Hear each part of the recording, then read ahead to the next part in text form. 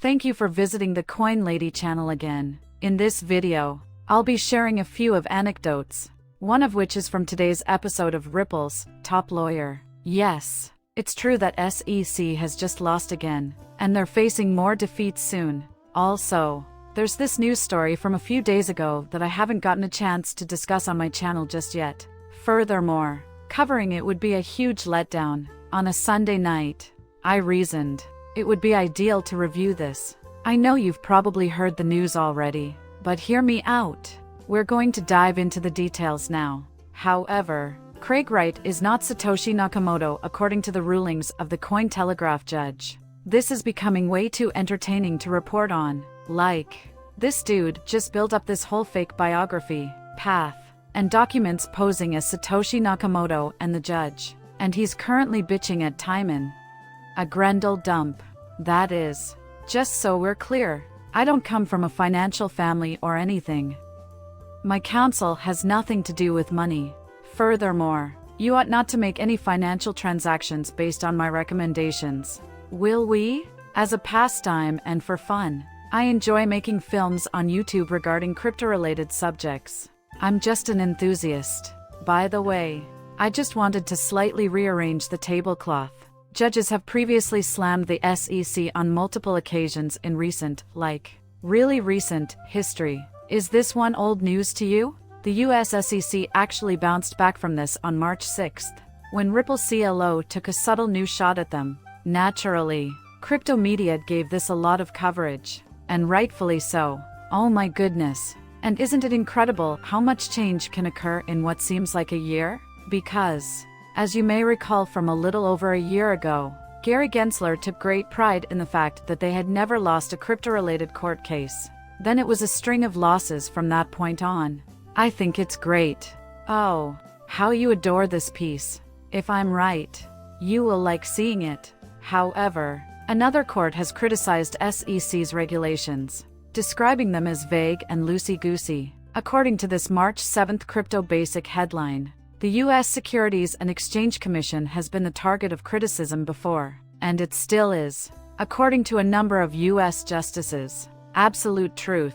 Quite rightly, too. The chief legal officer of Ripple's recently brought attention to a case in which a judge from the U.S. Court of Appeals for the Fifth Circuit criticized the SEC's buyback disclosure requirement. Additionally, I am not compelled to continue reading the article. I simply want to emphasize how absolutely beautiful this is. You get what I'm saying? It's kind of tasty. Plus, it's amazing to witness a loss, especially consecutive losses. Therefore, Stewart has previously penned the following. March 6 is upon us. Yesterday, the Fifth Circuit heard arguments in a proxy access issue, but I am not too familiar with it. However, it is possible that the judge is correct when she claims the SEC guidelines are so nebulous and imprecise that no one can predict what dangers may befall them. It seems to me that Stewart is already really good at that. Now we reach the most recent setback because, look, the SEC isn't exactly acting in good faith. It's a vile, evil organization, the extent of which I never would have suspected and would likely be unaware of if it weren't for my involvement with cryptocurrency and XRP holder. However, this is today's headline from you. Another setback for Ripple's senior attorney, SEC. Here we have the latest and greatest. The U.S. Securities and Exchange Commission just suffered a defeat. Shortly after they were proposed, the Fifth Circuit Court of Appeals halted the SEC's climate reporting standards. Hoo-hoo. This ruling signifies a significant halt in the SEC's attempts to mandate that businesses reveal their emissions of greenhouse gases and other data pertaining to climate change.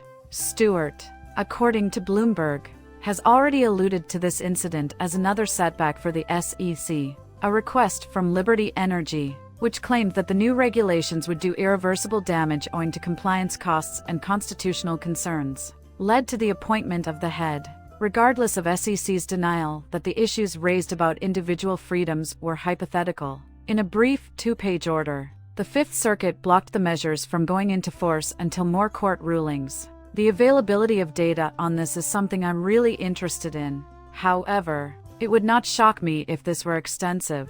The SEC has never been so sloppy under any one chair. If I may invent a word to describe it, it would be fascinating to see data on this. However, I wouldn't be surprised if it turns out to be true. We understood this because we're living in the real world. And that's especially true when it comes to the massive overreach associated with crypto. We were aware that this was an extremely broad stroke, even if American justice is far from flawless. The good news is that, on the whole, it is generally adhered to. It's far from flawless. Unfortunately, the judicial system is not immune to instances of injustice. However, such is seldom the case. If you ask me, it's usually pretty nice. Consequently, I maintained a positive outlook throughout the SEC v. Ripple case in the hopes that justice would ultimately be served. Plus, it has definitely been generalizing. Finally, we have achieved success, putting XRP in a stronger position from a legal standpoint than any other cryptocurrency now available. Now we can see Stewart's previously provided screen capture. Shortly after writing all that's necessary to write, the Fifth Circuit issued an administrative state in response to a challenge from oil and gas company Liberty Energy, Inc., temporarily blocking the implementation of the U.S. Securities and Exchange Commission's new emissions reporting requirements. I really like that. After this attack and all the stress and nonsense that the whole Ripple squad had to go through, including, certainly, Ward, just another week. Another loss for us. Then there's SEC. I'm relieved that we've finally gotten some answers about XRP. You know, the bit that matters to you, XRP holders, has decided. So we're good.